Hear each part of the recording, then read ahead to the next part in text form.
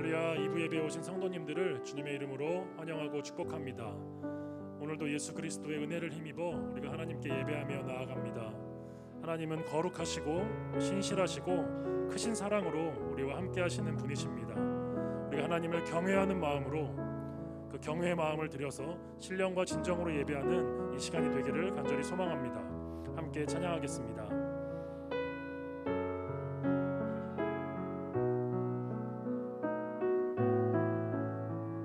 내 감은 눈 안에 내 감은 눈 안에 이미 들어와 계신 예수님, 나보다 앞서 나를 찾아주시네.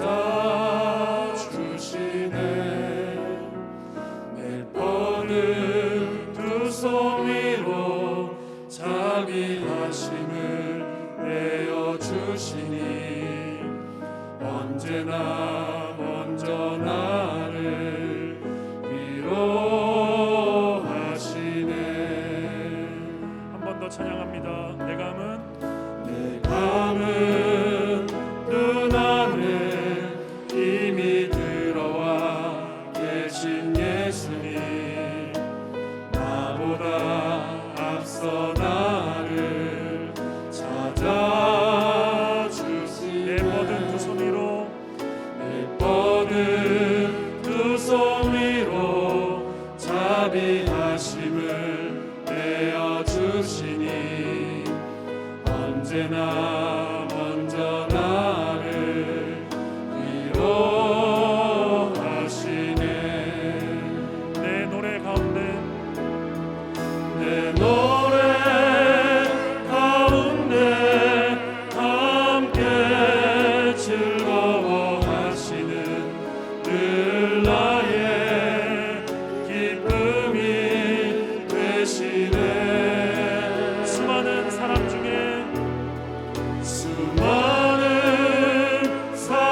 중에 나를 택해 잡으시고 눈물 거두어 빗살 가루 채우시니 그분은 내 사랑, 그분은 내 사랑, 나의 기쁨, 나의 노래, 나의 전부 되시네. 한 번 더 처음부터 고백합니다.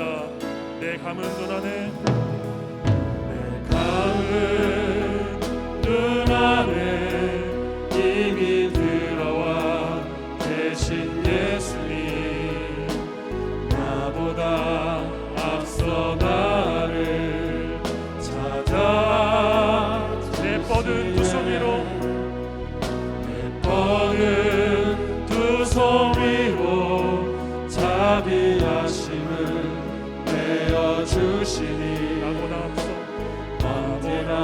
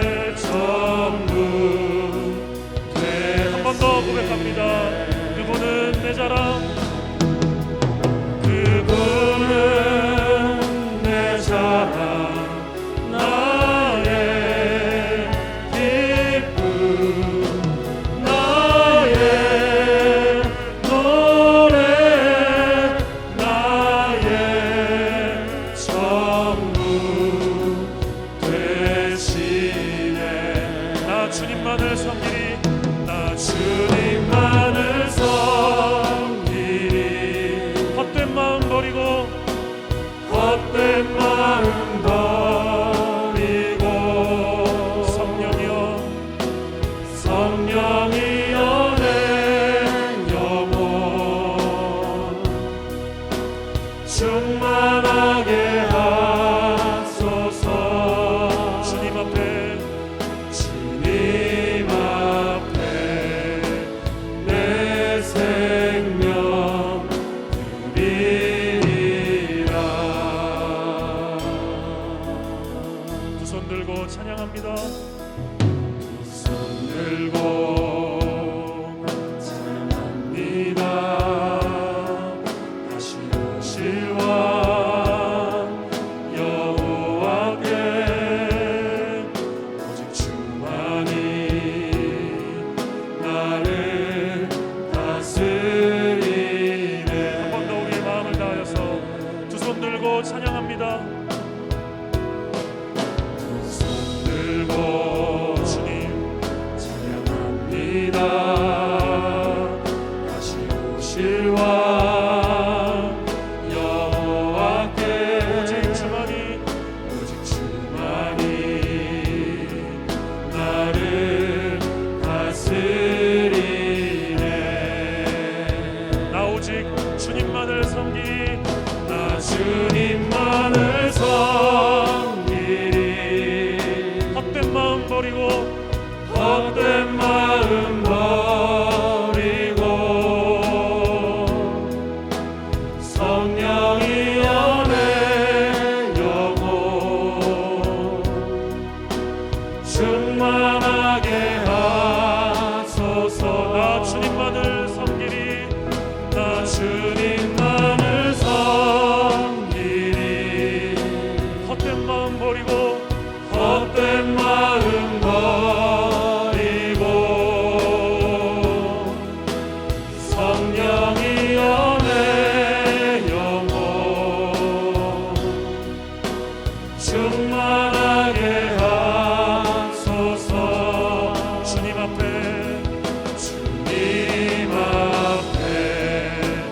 내 생명 드리리라. 나 주님만을 섬기리. 나 주님만을 섬기리. 헛된 마음 버리고 성령이여 성령이여 내 영혼 충만하게 하소서. 주님 앞에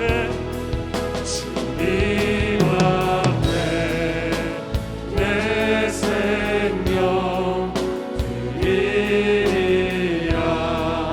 주님 앞에 내 생명 주님 앞에 내 생명 드리리라.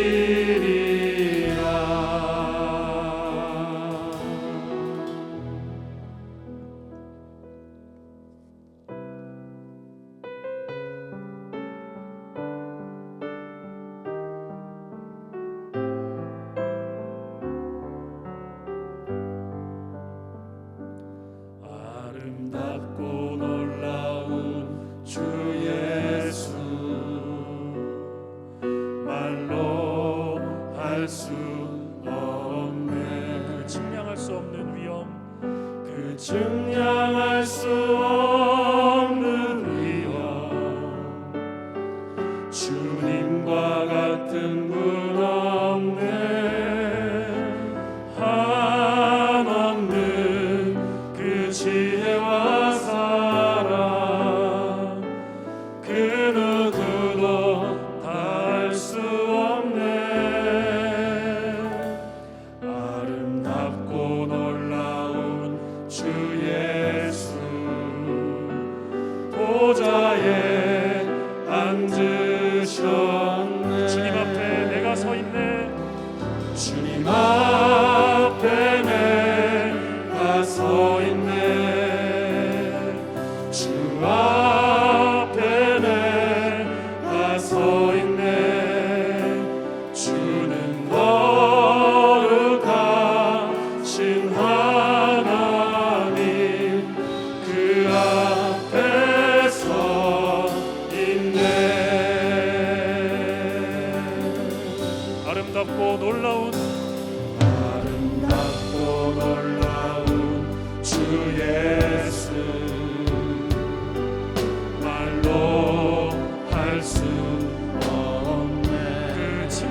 수 없는 위엄, 그 증량할 수 없는 위엄, 주님과 같은 분 없네.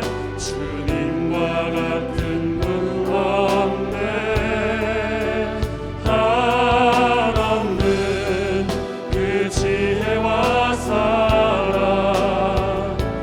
그 누구도 할 수 없네. 아름답고 놀라운 주 예수, 보좌에 앉으셨네. 보좌에 앉으셨네. 주님 앞에 내가 서 있네. 주님 앞에 내가 서 있네. 주 앞에, 주 앞에 내가 서 있네. 주는 거룩하신 하나님, 그 앞에 서 있네. 주님 앞에 내가 서 있네.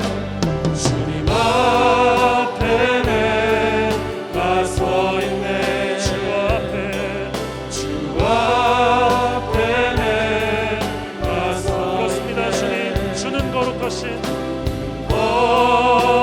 거룩하신 하나님, 그 앞에 서 있네. 주님 앞에 내가 서 있네. 주님 앞에 내가 서 있네. 주 앞에 내가 서 있네. 주는 거룩하신 하나님, 그 앞에 서 있네. 주는 거룩하신, 주는 거룩하신 하나님, 그 앞에 서 있네. 주님 앞에, 주님 앞에 내가 서 있네. 주 앞에 내가 서 있네. 주는 거룩하신 하나님, 그 앞에 서 한 번 더 고백합니다. 있네. 주님 앞에 내가 서 있네. 주님 앞에 내가 서 있네. 주 앞에 내가 서 있네. 주는 거룩하신 하나님, 그 앞에 서 있네.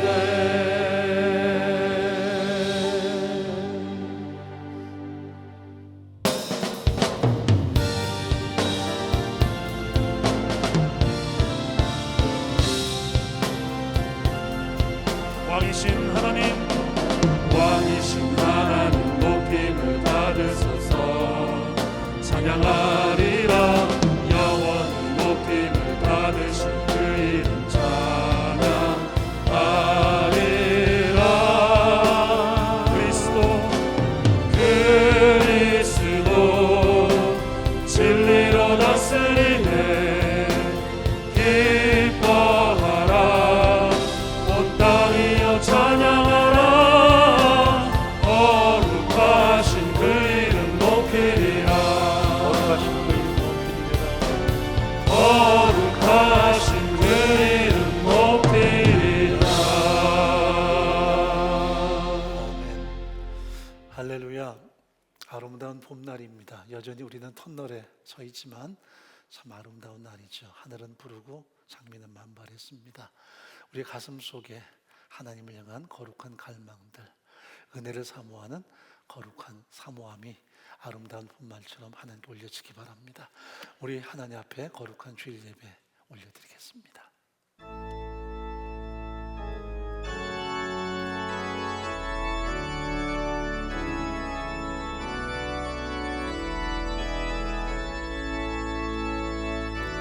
고개 들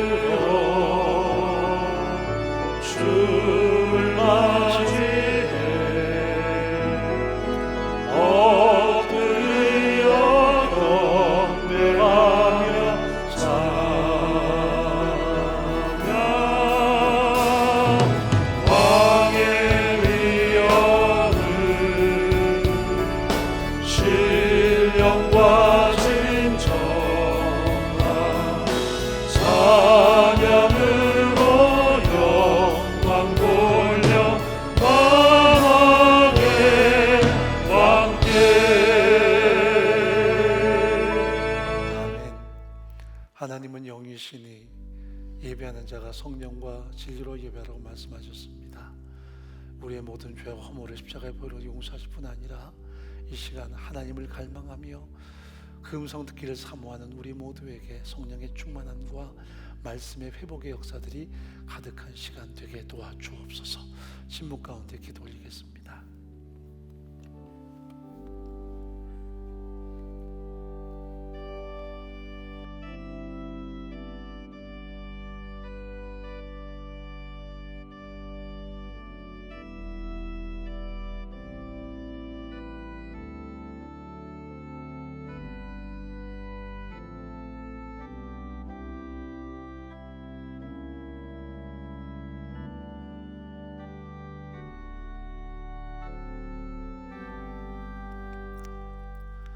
사도신경으로 신앙 고백합니다.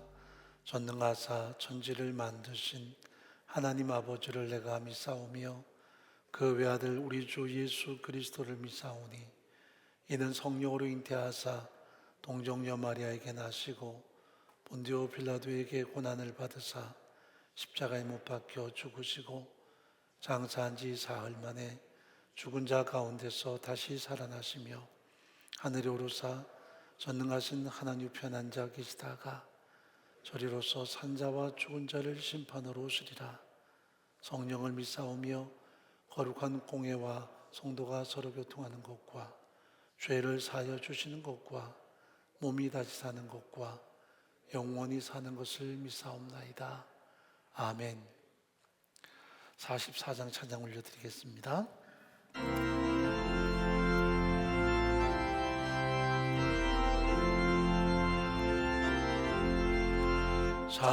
찬송하는 소리서 사랑 기뻐하도다. 하늘 아버지의 이름 거룩합니다. 천하 사람 찬양하자. 거룩하신 하나님께 할렐루야 할렐루야 할렐루야 아멘. 하나님의 나라 권세 영원토록 있도다. 하나님의 영광 나라 거룩합니다. 하늘 보좌 계신 주님 세상 주관하시도다. 할렐루야 할렐루야 할렐루야 아멘. 하나님의 모든 뜻은 그 뜻대로 되도다. 우리 아버지의 뜻은 거룩합니다. 주여 속히 임하셔서 기쁜 날을 주옵소서. 할렐루야 할렐루야 할렐루야 아멘.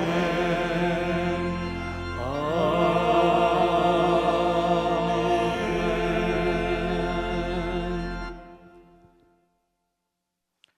우리의 소망 되시는 하나님 아버지, 죄와 허물로 죽었던 우리를 예수 그리스도의 십자가 사랑으로 구원해 주셔서 하나님의 자녀로 삼아 주시고 그 크신 사랑과 은혜를 누리며 살 수 있도록 인도해 주심을 감사드립니다.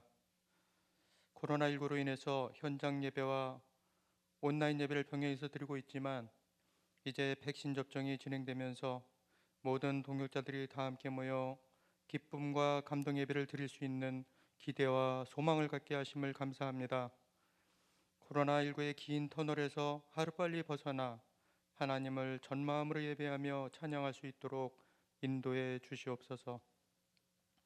이 시간 각 처소에서 드리는 예배 가운데 성령 충만함을 더하여 주셔서 하나님을 경외하며 예배드리는 시간 되도록 역사해 주시고 새로운 힘과 능력을 공급받는 시간 되도록 은혜를 더하여 주시옵소서. 고난 가운데 있는 동역자들을 긍휼히 여겨 주시고 권능의 손으로 도우셔서 속히 회복되는 은총을 베풀어 주시옵소서.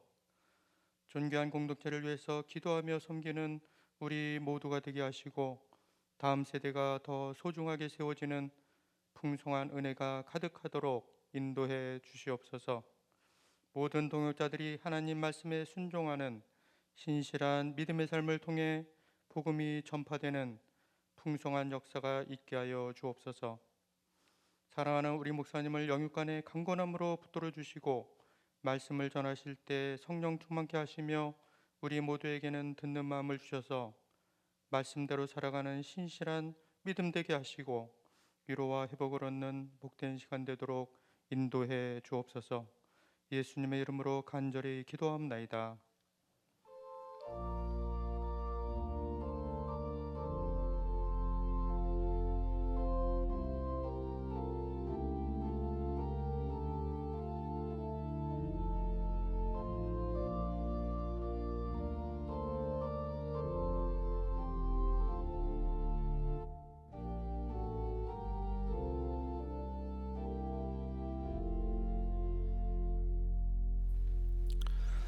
예, 몇 가지 안내 말씀 올려드리도록 하죠.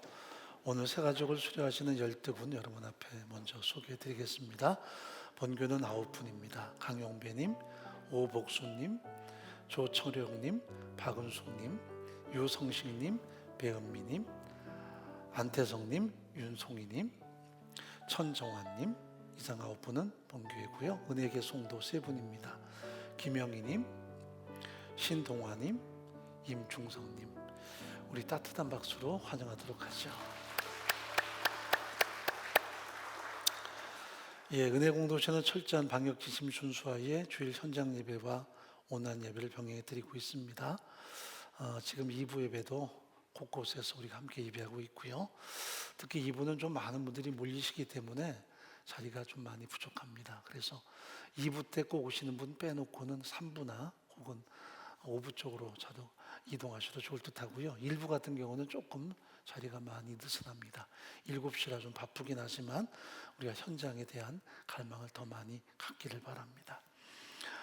새벽은 현장으로만 우리가 드려지게 되고요. 수요예배도 당분간 온라인만 계속 진행이 됩니다. 현장 예배 재개 시점은 추후에 알려드리도록 하겠습니다.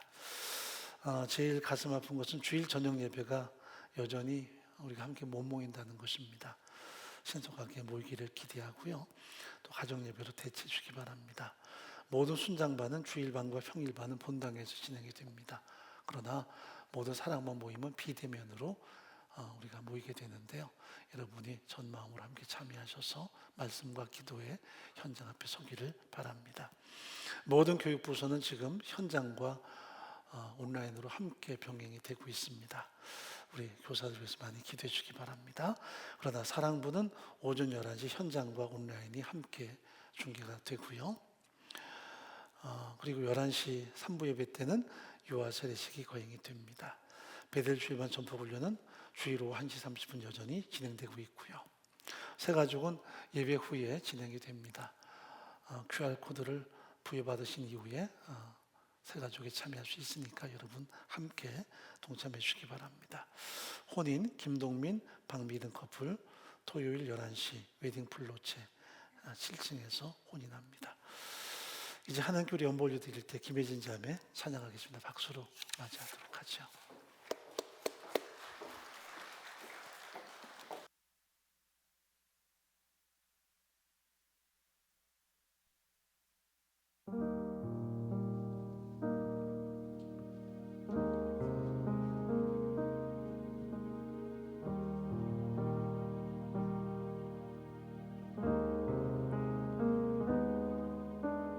길을 안다고 그렇게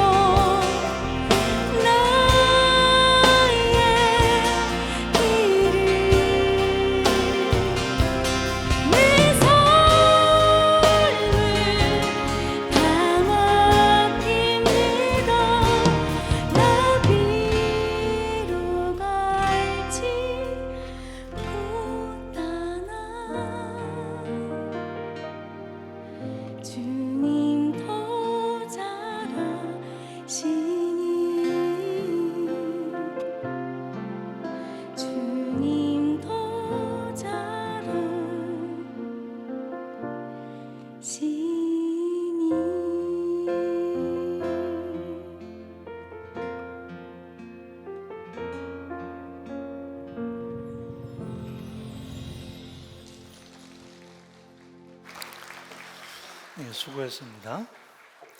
하나님 말씀 보도록 하죠. 예레미야 7장에서 보겠습니다.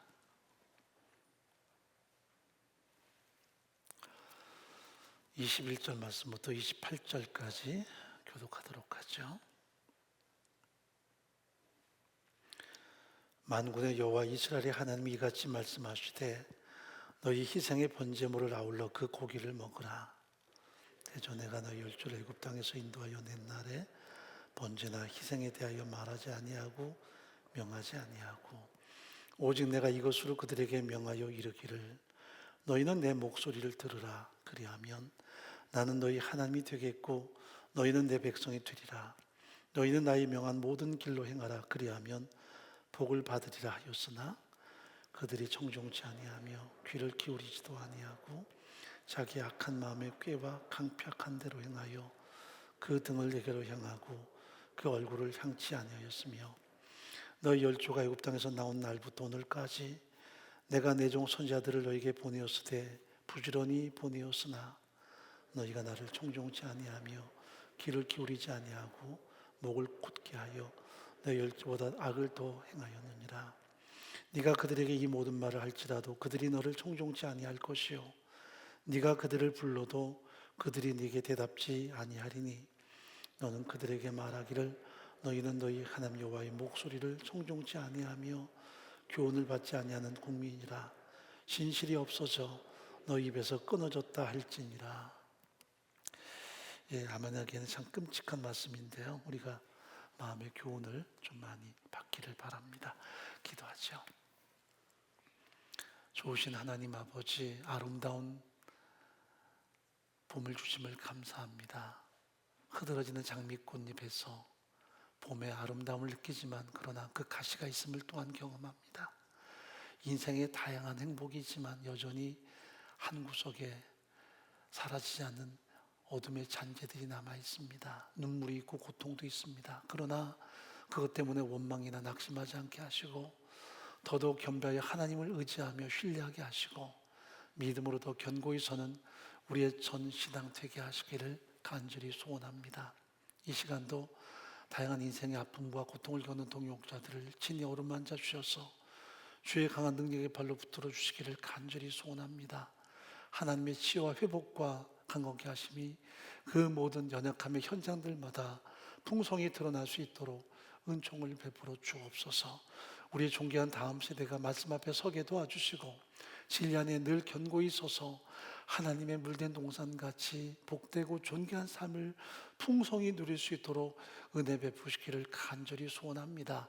그들을 말씀으로 섬기는 모든 교사들을 기억하셔서 그 섬김 속에 하나님의 은혜가 더 가득히 채워지게 도와주시옵소서. 이 시간 예배하며 우리의 전마음을 담은 연보 올려드립니다. 드린 손길마다 은혜와 복을 베풀어 주시옵소서. 가정을 또한 직장과 사업을 풍성케 채우시고 언제나 섬세하신 하나님의 도우심과 역사하심이 가득한 삶의 현장 되게 도와주옵소서. 우리의 다음 세대가 우리의 상급과 기쁨 되도록 늘 함께 하시기를 간절히 소원합니다. 이 시간 우리 모두에게 듣는 마음을 더하셔서 진리의 말씀 앞에 더 가까이 다가서며 겸비하여 그 말씀을 아멘으로 수용하는 시간 되게 도와주옵소서. 은혜의 성도나 모든 현장에서 예배하는 동역자들을 함께 축복하시고 동일한 성령의 충만함을 덧입혀 주옵소서. 해외에서 또한 병상에서 군대에서 예배하는 그 모든 동역자들에게도 같은 바 은혜를 가득히 채워 주옵소서. 부잔족의 말씀을 전합니다. 성령이 강권하셔서 온전히 하나님의 말씀만 드러나는 이 시간 되게 도와주옵소서. 예수의 이름으로 간절히 기도합나이다. 아멘. 제가 경청이란 말을 자주 말씀드렸습니다. 경청의 사전적인 정의는 바로 이렇습니다. 마음을 열고 귀를 기울여 말하는 상대방의 말을 전격적으로 수용하는 태도를 경청이라 말합니다. 마음을 열고 귀를 기울여 말하는 상대방의 말을 전격적으로 수용하는 태도를 경청이라, 이렇게 우리는 사전적으로 정의를 내립니다. 그런데 이것은 그저 듣는 것만이 아니라 우리의 삶을 바꾸는 능력이 되기도 합니다. 1930년대에 나왔던 유명한 인간론이라는 책이 있습니다. 우리 한글 번역은 인간관계론인데요. 데일 카네기가 쓴 책이기도 해요. 거기 보면 모든 인간관계의 60%는 대부분 경청에서 비롯된다는 말을 합니다. 좋은 관계를 맺고 싶으면 항상 듣고자 하는 그 마음가짐이 모든 관계를 구성하는 핵심적인 요소라는 것을 이야기합니다.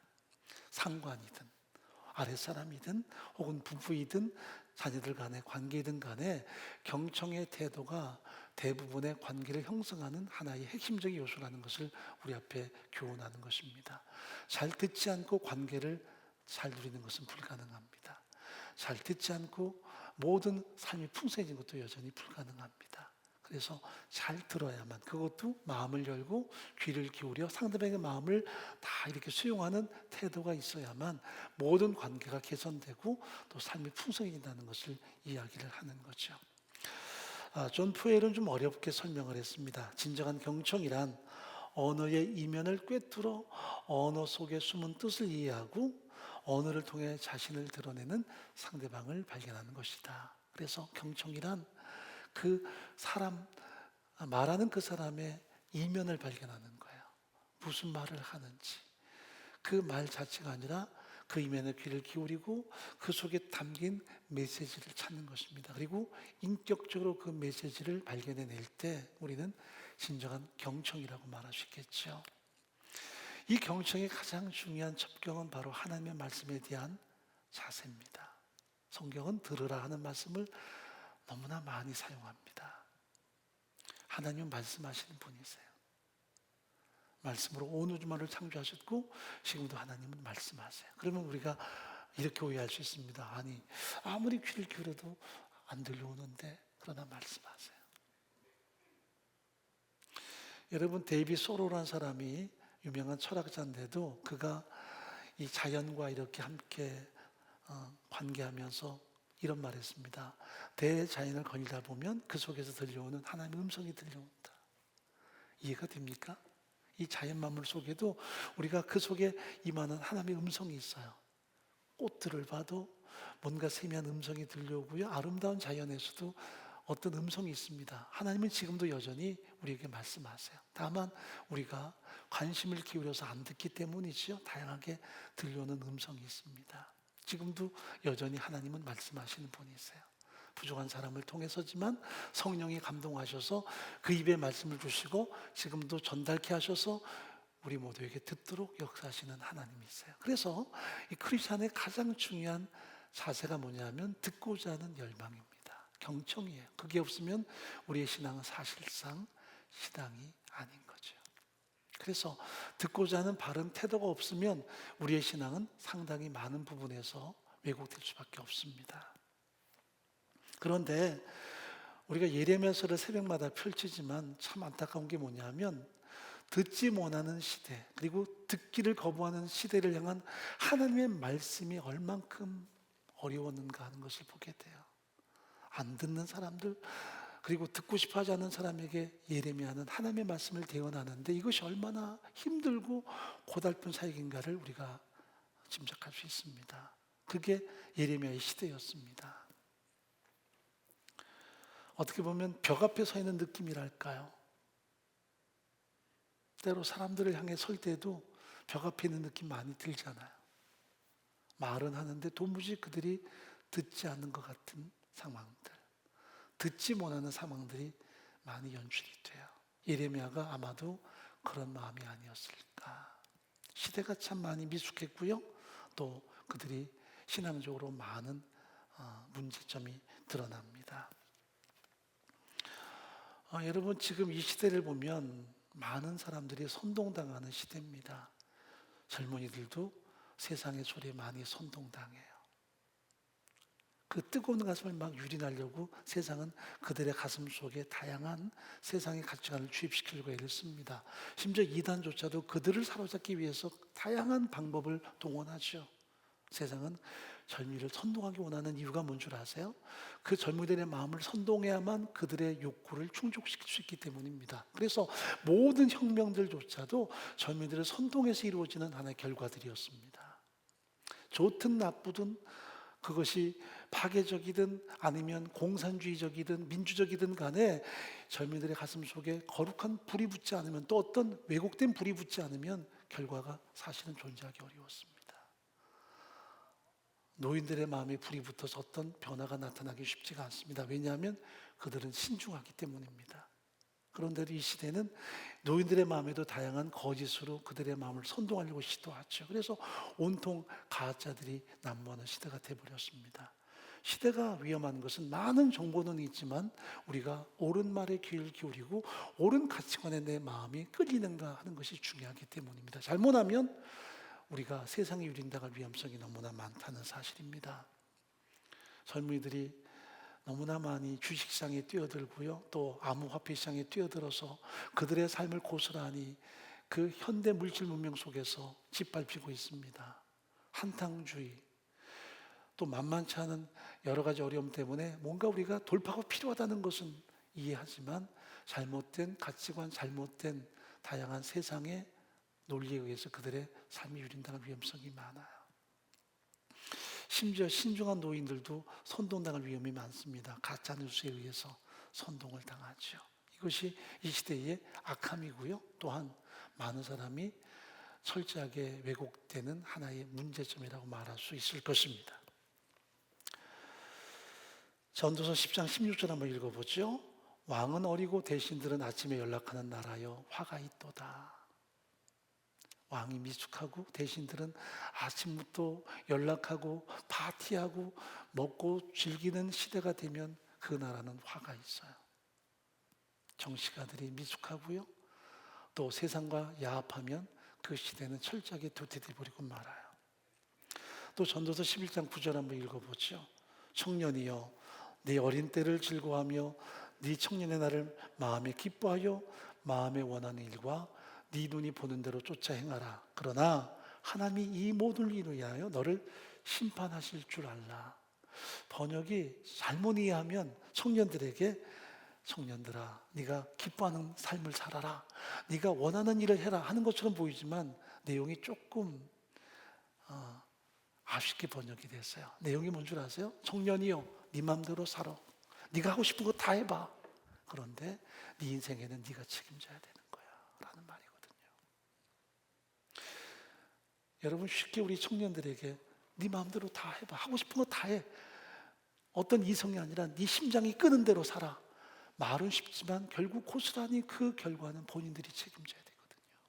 그래서 식자들, 나름대로 지식이 있는 사람은 그렇게 말할 수가 없어요. 왜냐하면 적어도 그들의 삶은 그들의 것이지만 우리가 그들에게 나름대로 훈계하고 교훈을 주어서 정말 복된 삶을 살기 원하는 열망이 있기 때문입니다.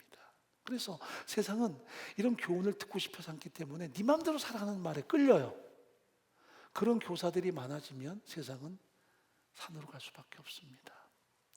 듣고 싶어 않지만 바른 교훈을 주고 그들의 미래에 대해서 정말 고심하고 그들의 미래에 대해서 깊이 성찰하는 메시지가 참 중요한 거죠. 안 그러면 그들은 선동당할 수밖에 없어요. 여러분, 그래서 흔히 리즈 시절, 우리 청년 시절에 가장 중요한 게 뭘까요? 바로 전도서 12장 1절이 우리에게 주는 교훈입니다. 너는 청년의 때, 곧 곤고한 날이 이르기 전, 나는 아무 낙이 없다고 하리가 가까기 전에 너희의 창조자를 기억하라. 젊은 날부터 더 하나님을 경외하고 그 말씀 따라 사는 것이 인생의 가장 소중한 지혜요, 또한 삶의 복이라는 것을 우리 앞에 교훈합니다. 젊을 때부터 더더욱 세상의 소리에 귀를 기울이고 세상의 가치관에 그 마음을 유린당하는 것이 아니라 하나님을 철저하게 의지하며 그 말씀 따라 사는 것이 진정한 복된 삶인 것을 전도서는 우리 앞에 경고하고 있어요. 예레미야서를 읽다 보면 예레미야의 답답한 심정이 느껴집니다. 왜냐하면 그 시대는 너무나 패역했고 너무나 미숙했던 시기였습니다. 그나마 들었던 요시아는 39세에 자신의 삶을 마감하죠. 그리고 나서부터는 그의 자식들, 그의 손주 전부 다 유약한 왕들이었고요, 그들은 듣지 못하는 사람들이었습니다. 요시아의 아들 여호아스는 23살의 왕이 오르지만 이집트에 의해서 그 왕위를 빼앗기게 되고요. 요야김은 25살에 왕이 오르지만 11년간 통치한 다음에 바벨론의 포로로 끌려가고 그의 아들 요야김이 불과 8살의 나이에 왕이 올라서 100일 동안 통치하다가 그 역시 무너져 버리고요. 마지막 왕 시드기야가 왕이 올라서 그는 21살에 왕이 올라서 11년을 통치하다가 결국 몰락의 길로 접어들고 맙니다. 여러분, 기껏 23, 25, 8살, 21살 그 시기에 대해서 예레미야가 하나님의 말씀을 증거하는데 얼마나 힘들었겠어요. 나이만 어린 게 아니라 그들의 영성도 그들의 모든 신앙도 너무나 왜곡되었고 또한 철저하게 주저앉아 있었다는 것을 성경은 우리 앞에 말씀합니다. 안 듣는 시대였습니다. 육체는 지금 뭔가 불끈불끈 하는데 들려오는 말씀이 없으니 그들은 본능 따라 살 수밖에 없고요. 그러니 동물적인 삶으로 전락할 수밖에 없는 시대가 되어버리고 말았습니다. 지금 이 시대에 나는 어떤 음성을 듣습니까? 어떤 교훈을 받습니까? 세상은 끊임없이 사람들을 선동하고 유린합니다. 심지어는 정치적인 욕망을 가지고도 사람들의 마음을 그저 뒤집습니다. 그리고 어떤 자신의 이기적인 욕망을 가지고도 사람들의 마음 그렇게 휘어잡고 현혹합니다. IMF 이후에 많은 직장인들이 직장을 잃고 절망적인 삶을 사는데 그때 선동당했던 것이 뭐냐면 바로 다단계였습니다. 잘 살 수 있다는 희망을 주면서 거기에 많은 사람이 은근히 마음을 빼앗길 때에 잘 살 수 있다는 그 욕망 하나가 많은 사람을 무너뜨리게 만드는 요소가 되어버리고 말았어요. 지금도 여전히 그런 요소들은 많죠. 그래서 이 경제적인 문제들 혹은 암호화폐나 주식시장이나 모든 것들이 혹은 정치적인 책략을 가지고도 사람들의 마음속에 다양한 욕망을 불어넣기도 하고요. 또 왜곡된 가치관을 형성하도록 끊임없이 선동질하기도 합니다. 그런데 나는 이 시대에 어떤 교훈을 받을 것인가 하는 거예요. 마지막 때가 되면 사람들의 귀가 가리워져서 헛된 스승을 많이 둔다 그랬습니다. 다양한 세상의 소리를 듣고 다양한 정보를 듣는데 결국은 말씀이 들려오지 않고 공동체 안에서 그 진리가 우리 가슴을 꿰뚫지 않으면 우리 삶은 허망해지거나 왜곡될 수밖에 없습니다. 제가 목자라 생각하지는 않습니다. 양을 이끄는 목자가 아니라 우두머리 양 정도 되겠지만 그러나 목사에게 목자의 역할은 있습니다. 그것이 뭐냐면 하나님의 말씀을 전달하는 것이고 여러분은 그 말씀을 듣고 그 말씀을 따라가는 것입니다. 이것은 하나님이 주시는 놀라운 은총이죠. 그래서 목사는 어떤 세상의 가치관이 아닌 하나님의 말씀에 귀를 기울이고 이 말씀의 진정한 가치를 파악해서 이 말씀을 가감없이 전달하는 것이 목회자의 사명이고요. 그것이 하나님 앞에 전 인격을 내걸고 감당해야 될 책임이기도 합니다. 그런데 목회자가 세상의 소리에 마음을 뺏기거나 가짜뉴스 선동당하면 목회자의 사역을 제대로 감당치 않는 거죠. 그래서 언제나 하나님의 말씀에 대해서 경청하고요. 여기에 마음을 기울여서 이 말씀의 의미가 뭔가를 파악해야만 모든 동역자들에게 하나님 앞에 우리가 어떻게 응답할 것인가를 전달할 수 있는 그런 나름대로의 가치 기준을 선명하게 형성할 수 있게 돼요. 그런데 이 시대는 너무나 많이 암울해진 시대죠. 목사들도 많이 선동당하고요. 가짜뉴스나 거짓된 다양한 메시지에 마음이 선동당해서 입에서 나오는 모든 말들이 잘못하면 세상에 선동주의가 될 수 있고요. 또 왜곡된 비진리가 될 수도 있다는 것이 참 중요한 이 시대의 문제라고 말할 수 있습니다. 그래서 조심스럽죠. 자, 24절 말씀 보겠습니다. 하나님의 마음을 예레미야가 토로하죠.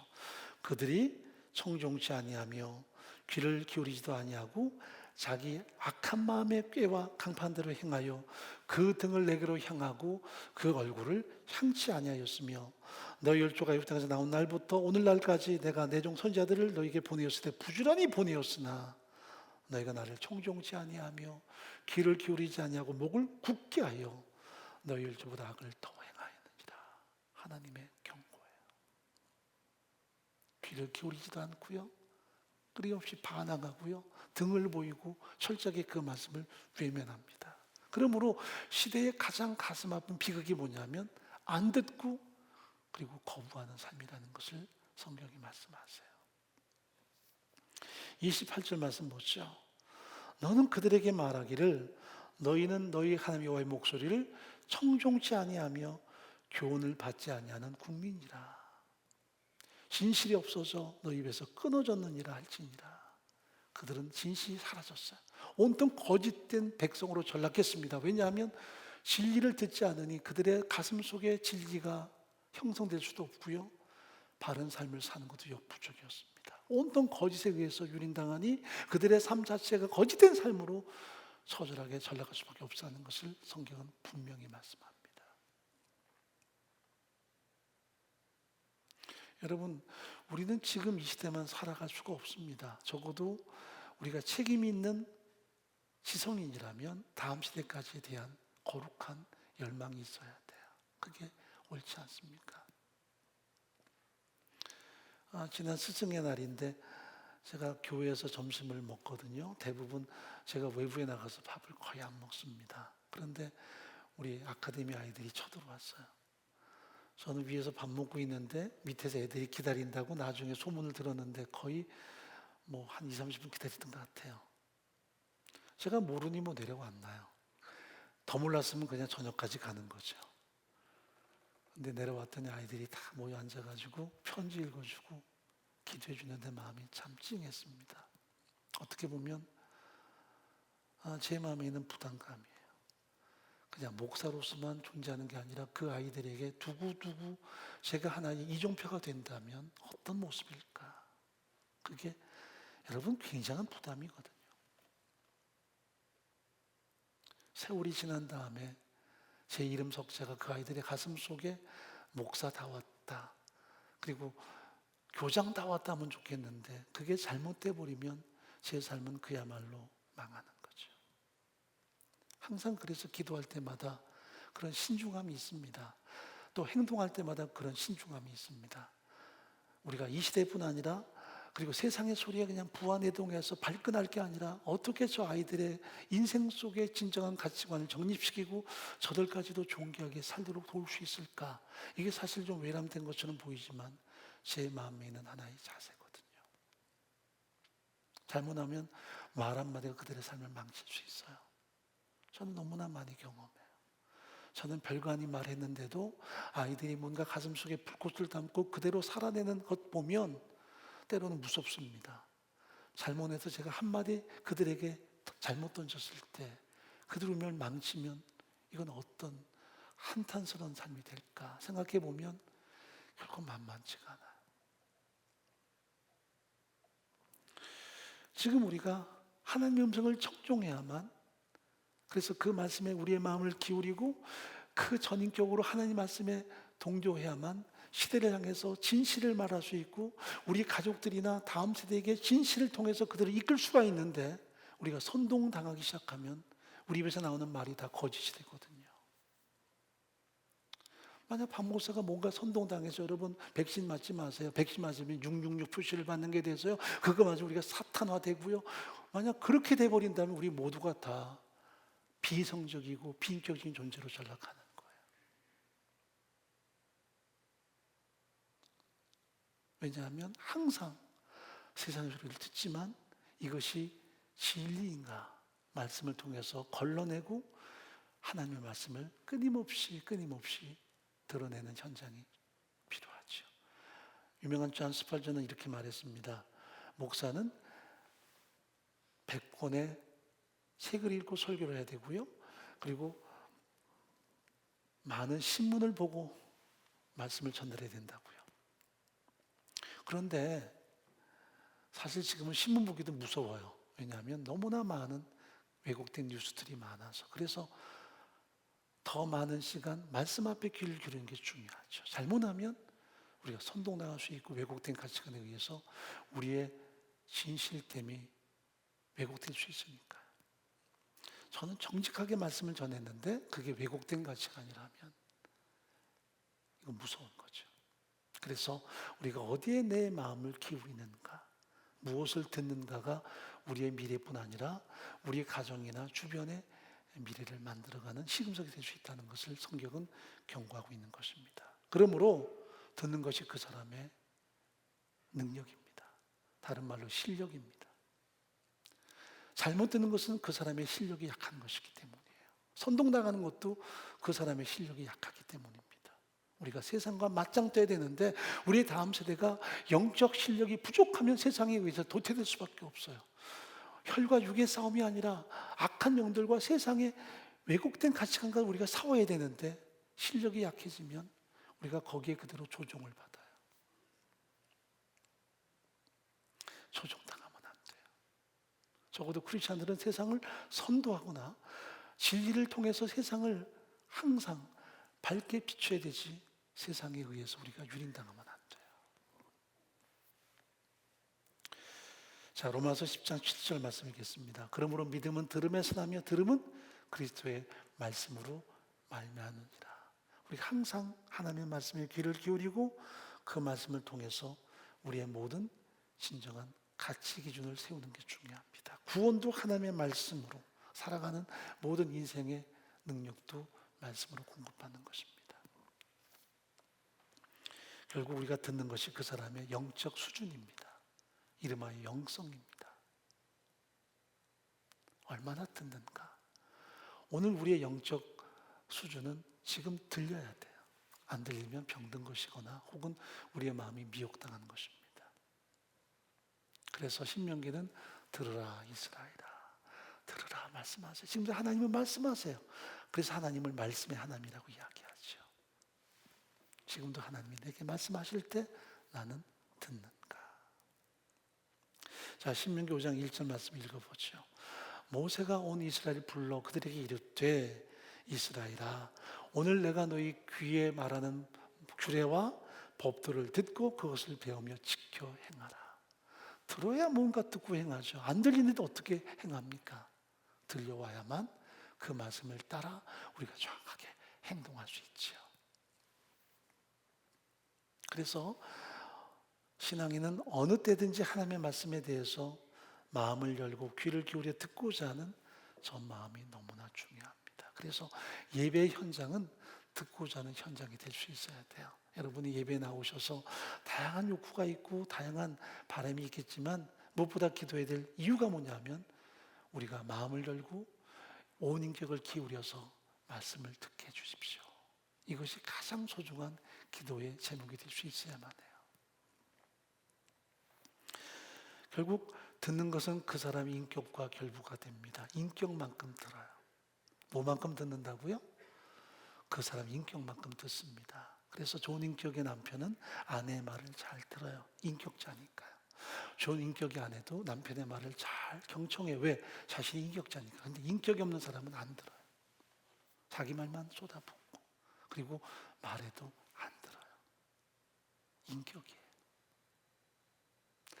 우리가 벽창호라고 말하잖아요. 안 듣는 마치 소 같은 소귀의 경읽기인데 인격이 없는 거예요. 그래서 자기 말만 외치고 귀를 막고 막 소리 지르는 사람 치고 인격이 있는 사람은 없어요.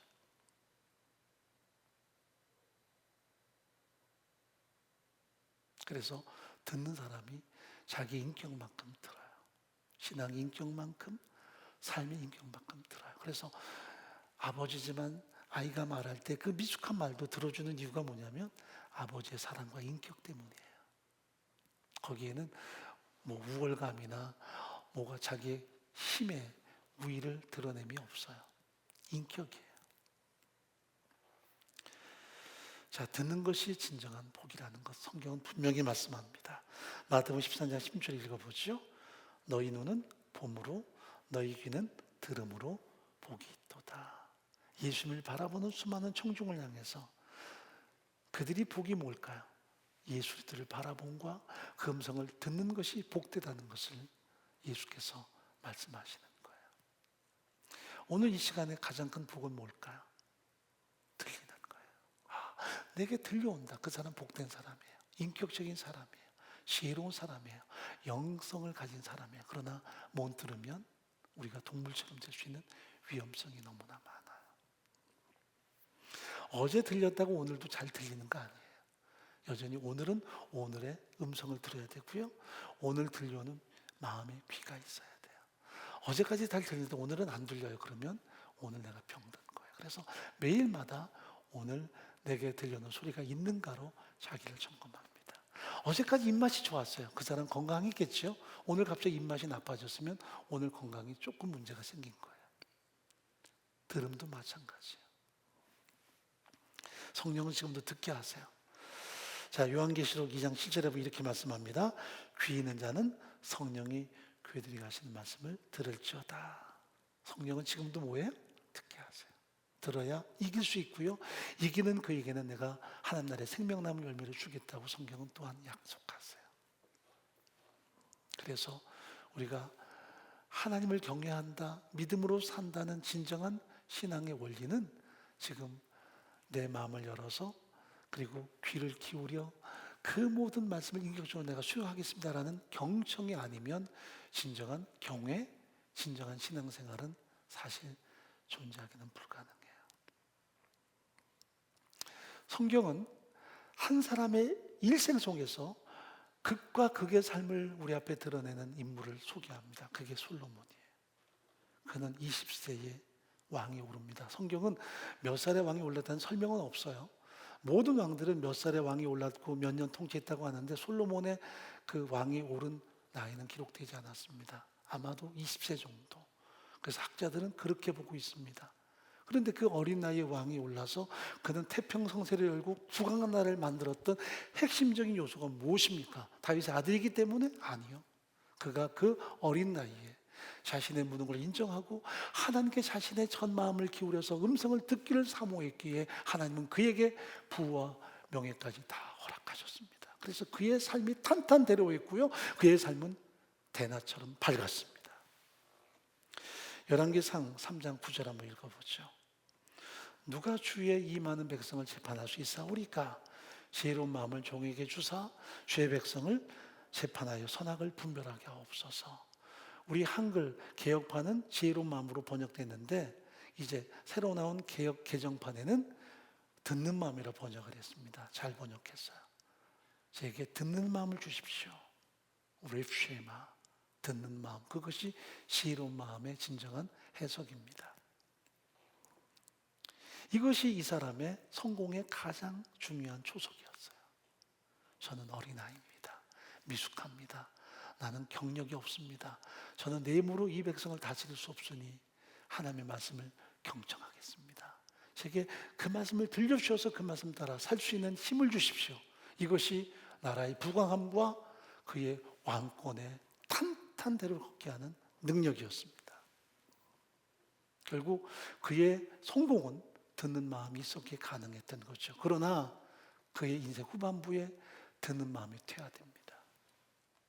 결혼 동맹을 통해서 수많은 부인들을 다른 나라로부터 데려오고 그들이 섬기는 우상 앞에 함께 무릎 꿇고 그들을 기쁘게 하기 위해서 모든 우상을 다 수용했을 때 그 길을 철저하게 그는 떠나버리고 말아요.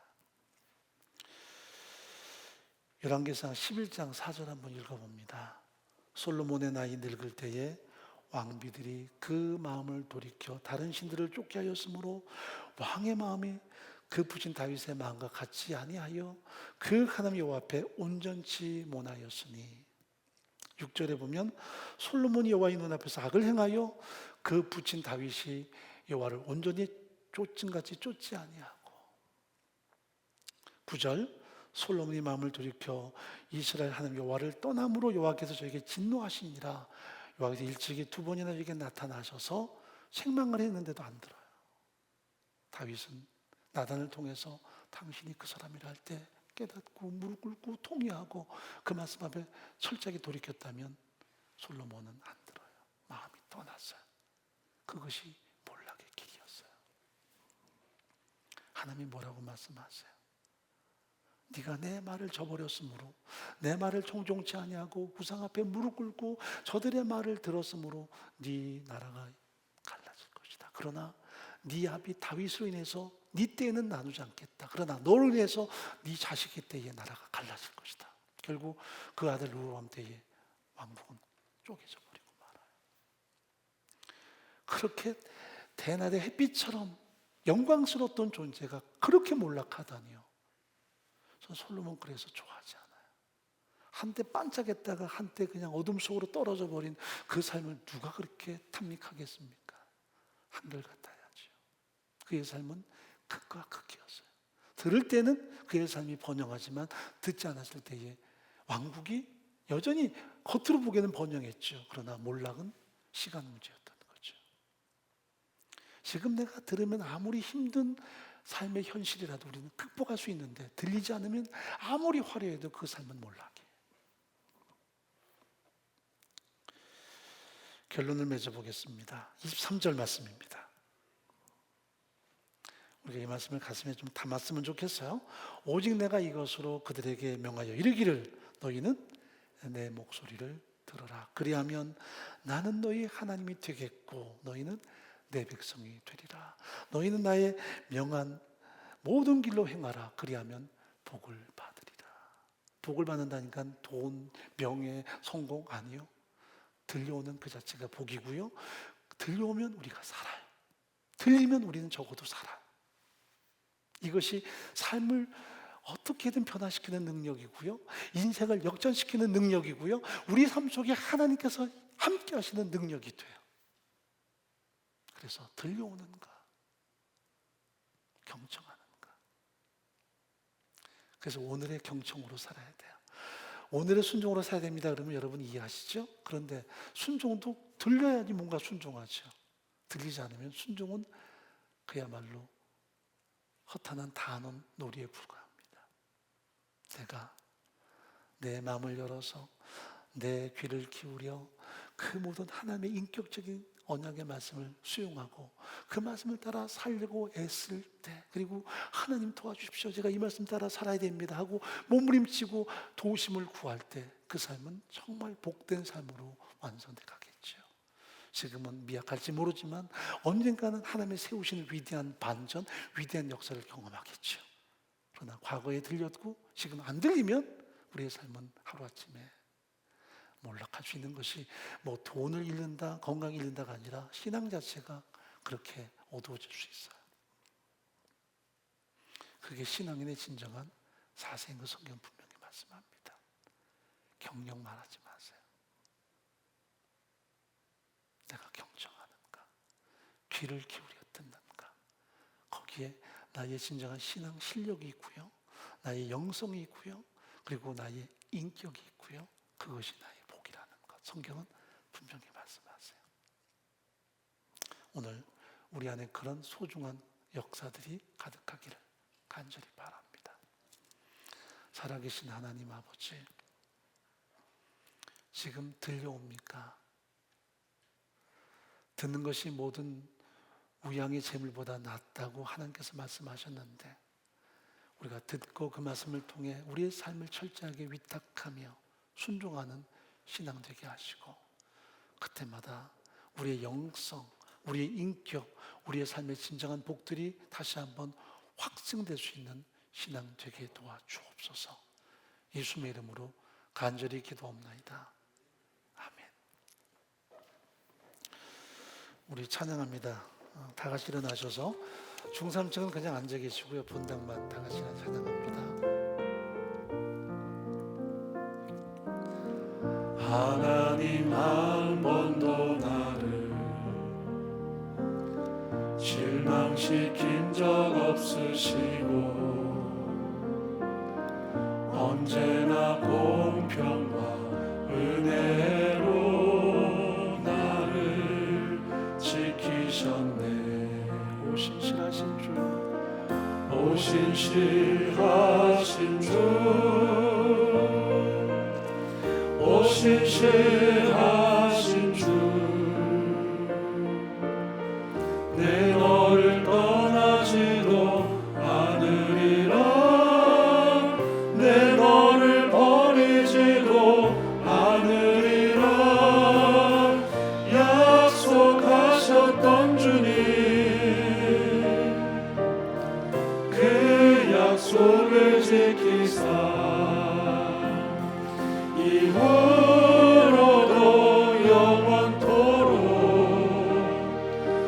지키시리라 확신하네. 지나온 모든 세월들 돌아보아도 그 어느 것 하나 주의 손길 안 미친 것 전혀 없네. 신실하신 주, 오 신실하신 주, 오 신실하신 주, 내 너를 떠나지도 않으리라. 내 너를 버리지도 않으리라. 약속하셨던 주님, 그 약속을 지키사 이후로도 영원토록 나를 지키시리라 확신하네. 오 신실하신 주, 오 신실하신 주, 내 너를 떠나지도 않으리라. 내 너를 버리지도 않으리라. 약속하셨던 주님, 그 약속을 지키사 이후로도 영원토록 나를 지키시리라 확신하네. 이후로도 영원토록 나를 지키시리라 확신하네. 기도하겠습니다. 경청이란 우리가 마음을 열고 귀를 기울여서 거기에 전격을 기울이는 거죠. 그 말씀 앞에 철저하게 수용하는 것을 경청이라고 말합니다. 말씀은 경청입니다. 그럴 때 우리의 진정한 실력이 드러나고요, 또 인격이 드러나고요, 또 진정한 하나님의 언약이 실현되는 현장을 누릴 수 있습니다. 많은 것들이 우리의 마음을 미혹하고 우리의 삶을 들뜨게 하고 선동합니다. 그러나 들려오는 말씀을 통해서 힘을 얻게 하시고 항상 견고하게 믿음에 서서 시대와 이 민족뿐 아니라 우리의 존귀한 다음 세대까지도 하나님 앞에 존귀하게 세워지는 놀라운 은총들이 가득하게 도와주옵소서. 우리 잠깐 동안 침묵 가운데 기도 올리겠습니다.